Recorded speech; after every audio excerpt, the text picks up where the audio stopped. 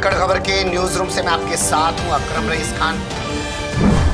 धाकड़ खबर, बेखौफ जुबान, बेबाक अंदाज। धाकड़ खबर के न्यूज रूम से मैं आपके साथ हूं अकरम रईस खान। पूरा बंगाल और बिहार जल रहा है, लेकिन गृह मंत्री, जो देश के गृह मंत्री हैं राजनाथ सिंह, वो पता नहीं किस दुनिया में गुम हैं। बंगाल से तो रिपोर्ट मांग रहे हैं साहब, लेकिन बिहार से रिपोर्ट नहीं मांग रहे हैं। क्या बिहार से सिर्फ इसलिए नहीं रिपोर्ट मांगी जा रही है क्योंकि बिहार में नीतीश कुमार मुख्यमंत्री हैं और वहाँ जो सरकार चल रही है वो भारतीय जनता पार्टी के गठबंधन से चल रही है, और साथ ही भारतीय जनता पार्टी के नेताओं के खिलाफ एफआईआर दर्ज हुई है दंगा भड़काने के मामलों को लेकर। मोदी के एक मंत्री के बेटे के खिलाफ एफआईआर दर्ज हुई है दंगा भड़काने को लेकर, गिरफ्तारी को लेकर बवाल हो रहा है, तमाम चीज़ें हो रही हैं। क्यों एक के बाद एक 7 जिलों में बिहार जलने लगा है, क्यों ये सब हो रहा है? क्या राज ठाकरे ने सही कहा था? मेरी बात पे ध्यान दीजिए। क्या राज ठाकरे ने सही कहा था? अपने इंटरव्यू के दौरान एक टीवी चैनल पे कहा कि गोरखपुर और फूलपुर में जिस कदर हार मिली है भारतीय जनता पार्टी को, उसके चलते भारतीय जनता पार्टी 2019 से पहले, हम नहीं कह रहे हैं ये राज ठाकरे ने कहा, 2019 से पहले पूरे देश में जगह जगह दंगे कराएगी। आजकल तो ट्रेंड वैसे राजनीतिक पार्टियों का हुआ करता था कि वो कोई रथ यात्रा, शोभा यात्रा निकाले। आजकल एक न्यूज़ चैनल है सुदर्शन, आपको पता भी होगा, वो भी अब रथ यात्रा निकाल रहे हैं साहब। तो अजीब सा माहौल है भोंपूगिरी का, जो मीडिया भोंपू बन के रह गया उसका भी माहौल अजीब सा है। वो नफ़रतें कहाँ तक ले जाएंगी, क्या होगा, क्यों होगा, कैसे होगा, इन सब पर नज़र बनाए रखेंगे और आपके सामने अपनी इस छोटी सी कोशिश से सच लाने की कोशिश करते रहेंगे, आपको अवगत कराने की कोशिश करते रहेंगे। वरना नफ़रतें तो बहुत उफान पर जा रही हैं, और वो लोग जो सिर्फ सत्ता में बने रहना चाहते हैं, वो ना किसी क्षेत्र को छोड़ना चाहते हैं, ना किसी इलाके को छोड़ना चाहते हैं, ना किसी राज्य को, वो पूरे देश में बवाल कराकर शायद सत्ता में बने रहना चाहते हैं। पता नहीं, जब देश में भाईचारा नहीं रहेगा, जब देश ही नहीं रहेगा, तो यहाँ राजनीति करके करेंगे क्या और किसका भला करेंगे उस राजनीति से?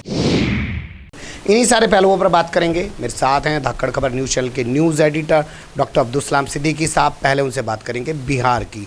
बिहार में डॉक्टर साहब 17 मार्च को पहला बवाल हुआ, जो भागलपुर में हुआ।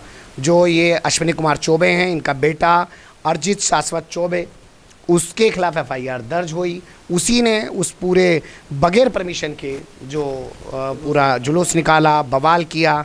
मायावती का भी आज बयान आया है कि जहाँ जहाँ बीजेपी है वो आजकल हथियार ले लेकर ज़्यादा प्रदर्शन कर रही है बगैर परमिशन के। तो बवाल हुआ, वो बवाल नहीं रुका, अब वो बवाल आगे कई ज़िलों में बढ़ता जा रहा है। क्या ये सुनियोजित ढंग से है? और नीतीश कुमार जो सुशासन बाबू हैं, वो कहाँ चले गए हैं? ये बिल्कुल सुनियोजित ढंग से है, और जो राज ठाकरे ने जो भविष्यवाणी की थी दंगों को लेकर, वो बिल्कुल होता हुआ दिखाई दे रहा है।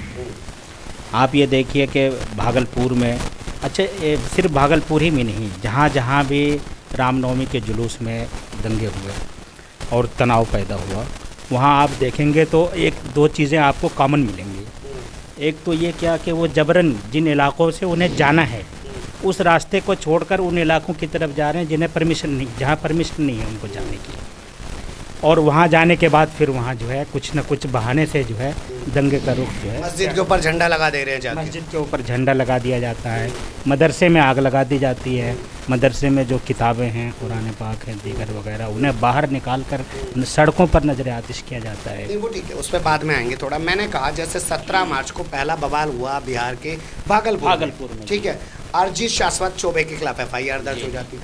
अब ये रुकी नहीं पुलिस की कार्रवाई उसके खिलाफ, जबकि उसके अब्बा, उसके फादर जो हैं मोदी सरकार के मंत्री हैं साहब। देश का स्वास्थ्य उन्हें देखना है।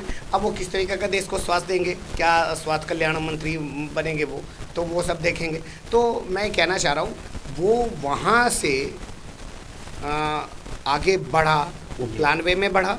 नंबर 2, उसी दंगे से क्या सबक नहीं ले लेना चाहिए था भागलपुर वाले से नीतीश कुमार को, और आगे पूरे प्रदेश में कंट्रोल करना चाहिए? बिल्कुल सबक लेना चाहिए था, और उस मामले को नोटिस लेकर उसे कंट्रोल करना चाहिए था।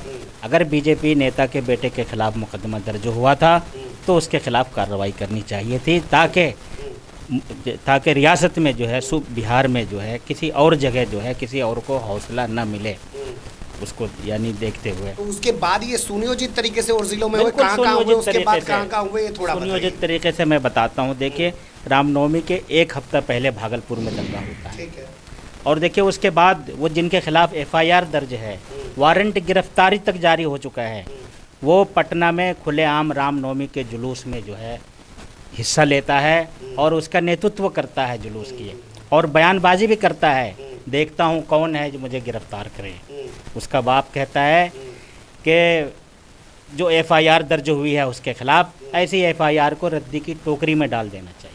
जिसका बाप दरोगा उसे किसकी परवाह, सरकार के साथ बैठे हैं, सेंटर में भी बैठे हैं। अच्छा, हमारे और इस पे देखिए उसके बाद भागलपुर के बाद जो बवाल शुरू हुआ, वो दूसरा बवाल सबसे पहले कहाँ पे हुआ?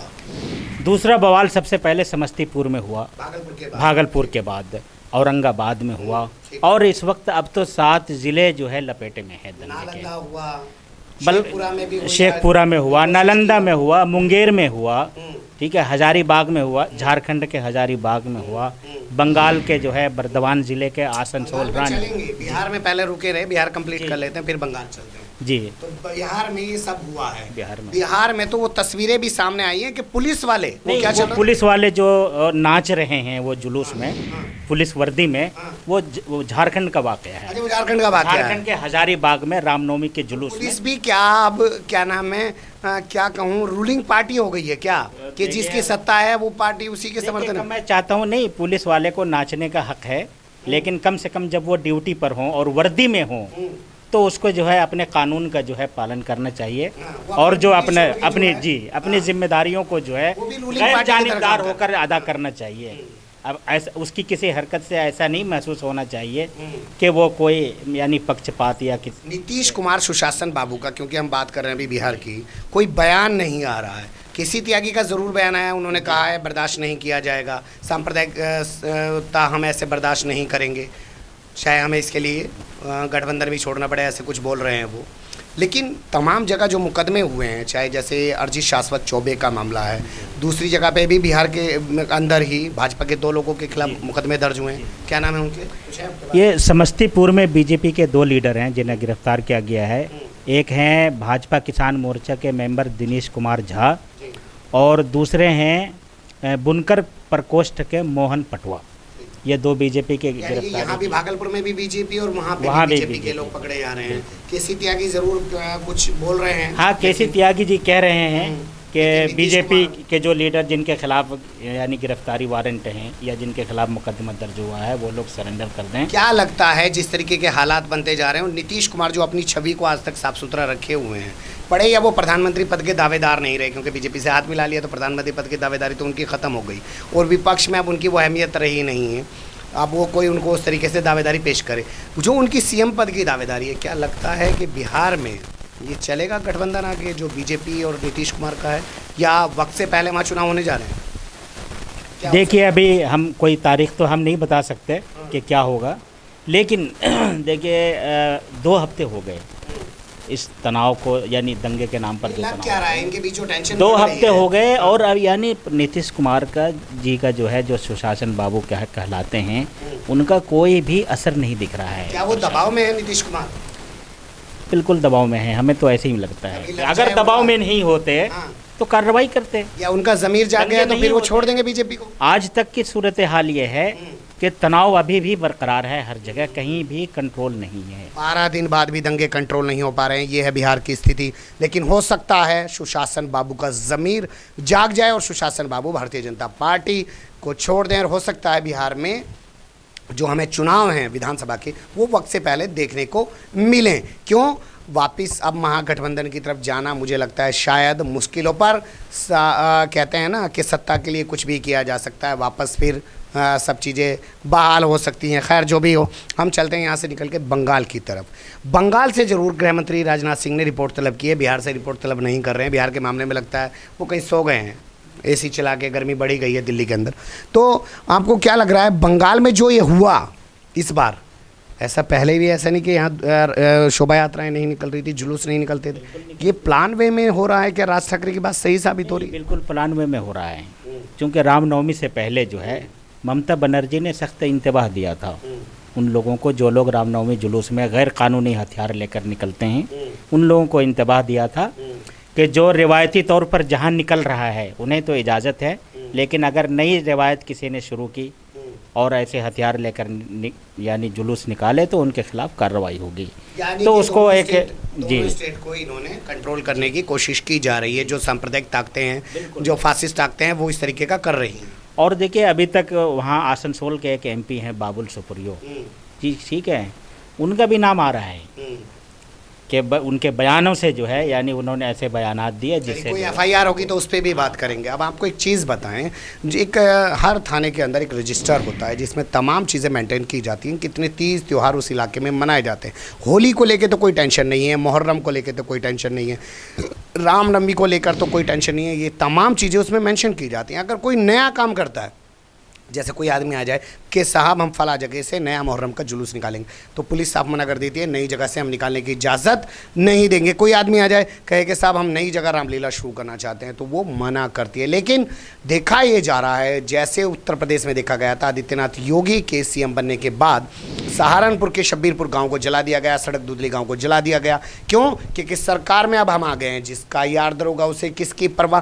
तो वो ज़बरदस्ती बगैर परमिशन के भी जुलूस निकालते हैं और वो तरह तरह की इश्तियाल अंगेज़ बातें करते हैं, भड़काऊ बातें करते हैं और वो उकसाने की कोशिश करते हैं या खुद भी मामले को उकसा देते हैं। ये हमें देखने को लगातार मिलता रहा है।